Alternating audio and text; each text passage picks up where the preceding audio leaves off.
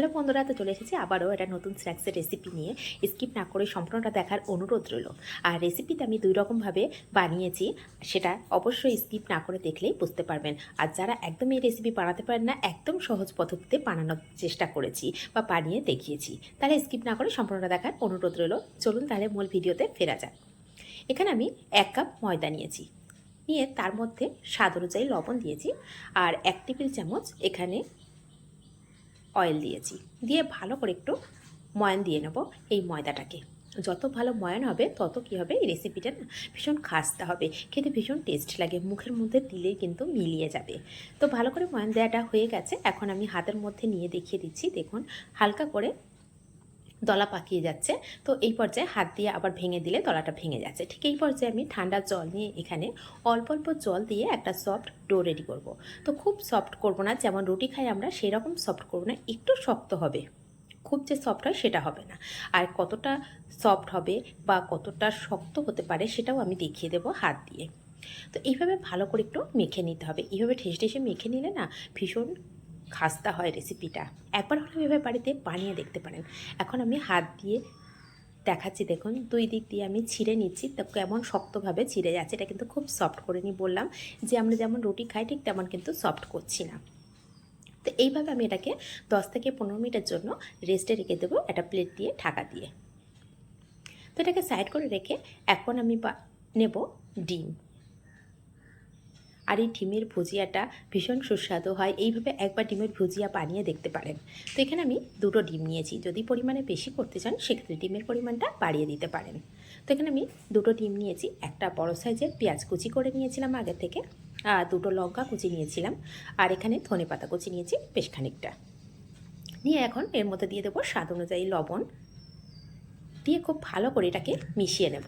আর দিয়ে দিলাম সামান্য হলুদ। এখন ভালো করে একটু মিশিয়ে নেব। এখানে যদি ডিমের পরিমাণটা বাড়িয়ে দেন সেক্ষেত্রে একটু পেঁয়াজ লঙ্কার পরিমাণটাও কিন্তু বেড়ে যাবে। তো ভালো করে মেশানো হয়ে গেছে। এখন গ্যাসের উপরে একটা কড়া বসিয়ে দিয়েছি, দিয়ে তার মধ্যে দিয়ে দিলাম পরিমাণ মতন তেল। দিয়ে এখন যে মিশ্রণটা রেডি করে রেখেছিলাম সেটাকে দিয়ে দিলাম। দিয়ে হালকা করে একটু যখন একটা সাইড হালকা ভাজা হবে না, ঠিক সেই পর্যায়ে আমি এটাকে ভুজিয়া রেডি করে নেব। আর এই ভুজিয়াটাই শুধু খেতে ভীষণ টেস্টি হয়। একবার হলো এই ভুজিয়াটাও বানিয়ে দেখতে পারেন। আর এই ভুজিয়া দিয়ে যে রেসিপিটা বানাতে চলেছি, রেসিপিটা তো বলতে হবে না, ভীষণ ভীষণ টেস্টি। আপনারা কিন্তু স্কিপ না করে সম্পূর্ণটা দেখবেন, আর এটা খেতে ভীষণ টেস্ট। তো এইভাবে আমি ভুজিয়াটা বানিয়ে নিচ্ছি। দিয়ে এভাবে ভাজা করে হালকা হালকা ভাজা করতে করতে হালকা ব্রাউন কালার চলে আসবে, আর একটা সুন্দর গন্ধ আসবে। সেটা দেখেই বুঝতে পারবেন যে কতটা পারফেক্ট হয়েছে এই ভুজিয়াটা। তো এইভাবে ভাজা করতে করতে এখন দেখুন কালারটা অনেকটাই চেঞ্জ হয়ে গেছে, আর একদম ঝুড়ো ঝুড়ো ভুজিয়াটা রেডি হয়ে গেছে। এখন ভুজিয়াটা কিন্তু একদম ব্রাউন কালার হয়ে গেছে, হালকা ব্রাউন কালার হয়ে গেছে। ঠিক এই পর্যায়ে এখন ভুজিয়াটাকে আমি ঠান্ডা করতে দেবো, আর খুব কাছে থেকে নিয়ে দেখানোর চেষ্টা করছি যে কতটা সুন্দর কালার চলে এসেছে, আর ভুজিয়াটা খুব সুন্দরভাবে হয়ে গেছে। এখন এটাকে সাইড করে রেখে দেবো, দিয়ে ঠান্ডা করে নেব। এদিকে আমি গ্যাসের উপরে আবারও একটা কড়া বসিয়ে দিয়েছি, দিয়ে তার মধ্যে মেজারিং কাপের 2 কাপ জল দিয়ে দেবো। আর রেসিপিটা 2 রকমভাবেই আমি দেখে দিচ্ছি, আপনাদের যেটা সুবিধা হবে সেটাই করে নিতে পারেন। এখন এর মধ্যে দিয়ে দেবো 1 টেবিল চামচ তেল, দিয়ে দেবো স্বাদ অনুযায়ী লবণ, আর সামান্য একটু চিনি। এটার জন্য না আরও সুন্দর টেস্ট বেড়ে যায়, অনেকটাই বেড়ে যায়। দিয়ে ভালো করে নাড়াচাড়া করে নিচ্ছি। নাড়াচাড়া করে নিয়ে জলটাকে ফুটতে দেবো। তো জলটা যখন খুব ভালো করে ফুটে গেছে, একটু খেয়াল করলে বুঝতে পারবেন খুব ভালোভাবে জলটা কিন্তু ফুটে গেছে। ঠিক এই পর্যায়ে আমি এখানে যে মেজারিং কাপের আমি 2 কাপ জল দিয়েছিলাম না, সেই কাপ মেপে এখানে 2 কাপ আমি ময়দা রেখে দিয়েছিলাম। এইভাবে নাড়াচাড়া করতে করতে একদম শুকনো একটা ডো রেডি হয়ে যাবে, আর কড়া থেকে ছাড়তে শুরু করে দেবে। ঠিক এই পর্যায়ে এটাকে আমি নামিয়ে নেব। তো এখনও দেখতে পাচ্ছেন জলের পরিমাণটা ঠিকঠাক আছে, আর এইভাবে নাড়াচাড়া করে একটা ডো রেডি করে নেব। যখন দেখবো একদম কড়া থেকে ছেড়ে যাচ্ছে, ঠিক সেই পর্যায়ে আমি গ্যাসটা অফ করে দেব। তো এখন হয়ে গেছে, গ্যাসটা অফ করে দিয়ে আমি 10 মিনিট রেস্টে রেখেছিলাম। এতে করে ঠান্ডাও হয়ে গেছে অনেকটা। এখন আমি একটা বাটিতে জল নিয়েছি, এরকম এখন যেহেতু গরম আছে সেই জন্য সামান্য হাতটাকে ডুবিয়ে নিচ্ছি জলের মধ্যে, নিয়ে ভালো করে এই ময়দাটাকে মেখে নিচ্ছি। আর মাখাটা খুব ভালো করে যত সময় ধরে মাখা হবে না, ততই ভালো খাস্তা ভাবটা চলে আসবে আর মুখে দেওয়া মাত্রই মিলিয়ে যাবে। তো এইভাবে এটাকেও আমি হাত দিয়ে ছিঁড়ে নিয়ে দেখিয়ে দিলাম, দেখুন যে কতটা সফট করে এটা মেখেছি। তো এভাবে এটাও মাখা রেডি হয়ে গেছে। এখন এটাকেও সাইড করে রেখে তো প্রথমে যেটা আমি বানিয়েছিলাম না সেইটা দেখাবো, যেটা ঠান্ডা জল দিয়ে আমি রেডি করে রেখেছিলাম ডোটা। তা সেখান থেকে ছোট ছোট আমি লেচি কেটে নেব। লুচির যে লেচি হয় না, তার থেকে সামান্য একটু বড় লেচি করে নিচ্ছি। তো এইভাবে লেচি নিয়ে আমি এখন বেলে নেব, লুচির থেকে একটু বড় সাইজের করে বেলে নেব। লুচিটা একদম ছোট হয়, তার থেকে একটু সাইজে বড়। আর খেয়াল রাখতে হবে যেন সমস্ত সাইডটা না একটু ভালোই হয়, যে সমানভাবে হয়, কোনো দিকে মোটা কোনো দিকে পাতলা হলে হবে না। এখন আমি একটা গ্লাস দিয়ে এইভাবে কেটে নিয়েছি, যাতে করে সমস্ত সাইডটা সমানভাবে হয়। এটা চাইলে আপনারা হাত দিয়ে এমনিও গোল করে বানিয়ে নিতে পারেন। তো অনেক ক্ষেত্রে গোল হয় না, একটু আঁকা বাঁকা হয়ে যায়, সেক্ষেত্রে কিন্তু এইভাবে গ্লাস দিয়ে কেটে নিতে পারেন। আর এইভাবে মাছ বরাবর আমি হাতের মধ্যে নিয়ে মাছ বরাবর আমি 1 চামচ ডিমের ভুজিয়া দিয়ে দিলাম। দিয়ে এখন এটাকে একটু বন্ধ করে নেবো হাত দিয়ে চেপে চেপে। তো অনেকে ভালো করে ডিজাইন করে মুড়তে পারেন না, তো সেক্ষেত্রে বলি এরকম কাঁটা চামচ নেবেন, নিয়ে সহজভাবে একটু চেপে দেবেন, দেখবেন ডিজাইনটা কত সুন্দর আসবে। আর একদম কম সময়ের মধ্যে অনেকগুলো রেডি করেও নিতে পারবেন। তো আমি আরও একটা বানিয়ে আপনাদের সঙ্গে শেয়ার করছি। তো একটা গ্লাস দিয়ে কেটে নিয়েছি, একটা কিন্তু আমি শুধু বেলে নিলাম। যার যেটা সুবিধা হবে সে সেইভাবেই রেডি করে নিতে পারবেন। এটাকেও ঠিক একইভাবে আমি কাঁটা চামচ দিয়ে ডিজাইনটা করে নিচ্ছি। ডিজাইনটা দেখতেও সুন্দর হয় আর খুব তাড়াতাড়ি হয়ে যায়। তো এখানে আমি একরকম পদ্ধতিতে দেখিয়ে দিয়েছি, যেটা হচ্ছে আমি ঠান্ডা জল দিয়ে মেখে রেখেছিলাম। এখন দেখাবো যেটা আমি আটাটা সিদ্ধ করে নিয়েছি, ময়দাটা সিদ্ধ করে নিয়েছি। এটা কিন্তু আপনারা আটা দিয়েও বানাতে পারেন। তো এখান থেকে ঠিক একইভাবে আমি লেচিগুলো রেডি করে নিচ্ছি। আর লুচি থেকে একটু সাইজে বড় লেচি, সেটা কিন্তু খেয়াল করলেই বুঝতে পারবেন, একেবারে ছোট লেচি কিন্তু করছি না। আর এই লেচিটা একটু বড় হয়েছে, যেহেতু আমি এটার ডিজাইনটা একটু আলাদা করে করব বলে আমি একটু লেচিটা বড় নিয়েছি। প্রথমে যেটা রেডি করেছিলাম না যে স্ন্যাক্সটা, সেটার সময় কিন্তু লেচিটা একটু ছোট ছিল, কিন্তু এই সময় লেচিটা একটু বড়, যেহেতু ডিজাইনটা একটু চেঞ্জ হচ্ছে সেই জন্য যে লেচির পরিমাণটাও একটু বড় হয়েছে। আর দেখুন লুচির থেকেও বড় করে বেলেছি। এইভাবে দুভাবে ভাঁজ দিয়ে সেটাকে আবারও আমি এইভাবে মাছ বরাবর ভাঁজ দিয়ে নিলাম। নিয়ে এখন কিভাবে ডিজাইনটা করছি একটু খেয়াল করে নিতে হবে। নিয়ে এখানে ঠিক একইভাবে আমি ডিমের পুর দিয়ে দিচ্ছি। ডিমের পুর দিয়ে হাত দিয়ে একটু চেপে চেপে দিচ্ছি। চেপে দিয়ে এখন ডিজাইনটা ঠিক কাঁটা চামচ দিয়ে রেডি করে নিচ্ছি। এটা কিন্তু অনেক রকম ডিজাইন করা যায়, কিন্তু আমার কাছে মনে হচ্ছে যে এটা খুব সহজভাবে, যারা একদম ডিজাইন করতে পারে না তারাও কিন্তু খুব সহজভাবে এই ডিজাইনটা করে নিতে পারবে। সেই জন্যই আমি এটাই দেখিয়ে দিচ্ছি কাঁটা চামচ দিয়ে পারফেক্টভাবে কীভাবে আপনারা বানিয়ে নিতে পারবেন।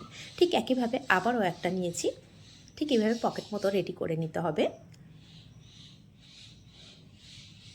দিয়ে আবারও হাত দিয়ে একটু চেপে চেপে এইভাবে বন্ধ করে নিতে হবে, যাতে করে ডিমের পুরটা বাইরে বেরিয়ে না আসে।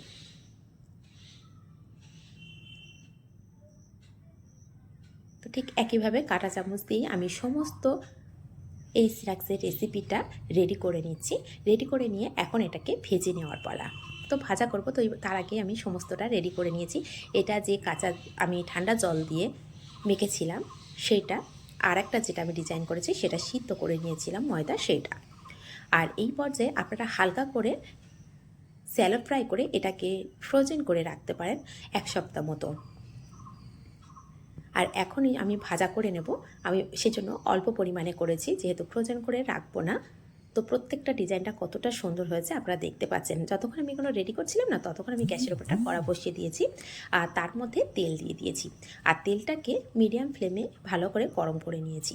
গরম করে নিয়ে এখন ফ্লেমটা মিডিয়ামে রেখেছি। মিডিয়ামে রেখে এখানে এই স্ন্যাক্সগুলোকে ভাজা করে নেব। এটাকে ডিমের পিঠেও বলতে পারেন বা ডিমের স্ন্যাক্স বলতে পারেন। এই স্ন্যাক্সটা খেতে ভীষণ টেস্টি হয়, আর এটা ভাজার সঙ্গে সঙ্গে না খুব ভালো লাগে। গরম গরম পরিবেশন করে দেখবেন বা নিজেরাও খেয়ে দেখবেন, ভীষণ ভালো লাগে। আর এটা সম্পূর্ণ মিডিয়াম টু লো ফ্লেমে যদি ভাজা হয় ক্রিস্পি ভাবটা অনেকক্ষণ ধরে থাকে। আর যদি আমরা হাই ফ্লেমে ভাজা করে নিই সেক্ষেত্রে ক্রিস্পি ভাবটা খুব বেশি সময় ধরে থাকে না। সেই জন্য মিডিয়াম টু লো ফ্লেমে ভাজাটা করলে ভীষণ সুন্দর খেতেও হয়, আর মুখের মধ্যে দিলে একদম সঙ্গে সঙ্গে মিলিয়ে যাবে। একবার হলেও বাড়িতে এইভাবে বানিয়ে দেখতে পারেন। আর রেসিপিগুলো কেমন হচ্ছে কমেন্ট করতে একদমই ভুলবেন না। আর আপনারা দেখছেন সিমতাজ কিচেন, অবশ্যই চ্যানেলটিকে সাবস্ক্রাইব করে রাখবেন। আর রেসিপিগুলো যদি একটু হলেও আপনাদের ভালো লেগে থাকে বা উপকারে আসে সেক্ষেত্রে একটু শেয়ার করে রাখবেন, যাতে করে এই সহজ রেসিপিগুলো সহজভাবে বানাতে অনেকেই পারে। তাহলে দেখুন কত সুন্দরভাবে আর কতটা সহজভাবে একটা রেসিপি আমার রেডি হয়ে গেল। ঠিক আরেকটাও আমি যেটা বানিয়েছিলাম সিদ্ধ আটা দিয়ে, তো সেটাকেও এখন ভাজা করে দেখাবো। আর ভাজার পদ্ধতিটা একই, একদম ফ্লেমটা মিডিয়াম টু লো রেখে হালকা করে ভাজা করে নিতে হবে। দুটো সাইডটাই খুব ভালো করে একটু ব্রাউন করে ভাজা করে নিতে হবে। গোল্ডেন ব্রাউন করে ভাজা করে নিলে এটা খেতে ভীষণ ভীষণ টেস্টি হয়। একবার হলেও বাড়িতে এইভাবে বানিয়ে দেখতে পারেন। আর কে কে বানিয়েছেন আর কোথা থেকে দেখছেন দুটোই কিন্তু কমেন্ট করতে একদমই ভুলবেন না। তো একটা সাইড হয়ে গেছে হালকা করে ভাজা, আমি একটু উল্টে পাল্টে আর একটা সাইডও খুব ভালো করে ভাজা করে নিচ্ছি। তো এইভাবে সমস্তটাই হালকা আঁচে আমি ভাজা করে নিয়েছি। আর কালারটা দেখেই বুঝতে পারছেন যে কতটা ক্রিস্পি ভাব হতে পারে, সেটা কিন্তু দেখেও অনেকটা বোঝা যায়। ভাজার উপরে ডিপেন্ড করে এই ক্রিস্পি ভাবটা। যদি হাই ফ্লেমে ভাজা হয়, আবারও বলছি, যদি হাই ফ্লেমে ভাজা হয় সেক্ষেত্রে কিন্তু ক্রিস্পি ভাব বেশিক্ষণ থাকবে না। আর যদি এটা মিডিয়াম টু লো ফ্লেমে একটু টাইম ধরে ভাজা হয় সেক্ষেত্রে ক্রিস্পি ভাব কিন্তু অনেকক্ষণ ধরে থাকবে। আর এটা গরম গরম সার্ভ করে দেখবেন এতটাই টেস্ট হয়, যেই খাবে সেই আপনার প্রশংসায় পঞ্চমুখ হয়ে যাবে। তাহলে রেসিপিটা কেমন লাগছে অবশ্যই কমেন্ট করতে কিন্তু একদমই ভুলবেন না। আর সিমতাজ কিচেনকে অবশ্যই সাবস্ক্রাইব করে পাশে থাকা বেল আইকনটি প্রেস করে রাখবেন। যখনই কোনো নিত্য নতুন রেসিপি আপলোড করব সবার আগে পৌঁছে যাবে আপনার কাছে। আর দেখুন দুটোই দেখতে কতটা সুন্দর হয়েছে আর কতটা ক্রিস্পি হয়েছে। আসলে আমি এখানে মিউট করে রেখেছিলাম, সেই জন্য আওয়াজটা বুঝতে পারছেন না। আমি দেখাচ্ছি ঠিকই কিন্তু বুঝতে পারছেন না, সেই জন্য দুঃখিত। কিন্তু যদি হাতে করে নিয়ে দেখেন তো বিশ্বাস করুন এটা ভীষণ ক্রিস্পি হয়েছে আর অনেকটা টাইম ধরে ক্রিস্পি থাকবে। তাহলে আজ এই পর্যন্ত, আবার আসবো অন্য কোনো রেসিপি নিয়ে। ধন্যবাদ।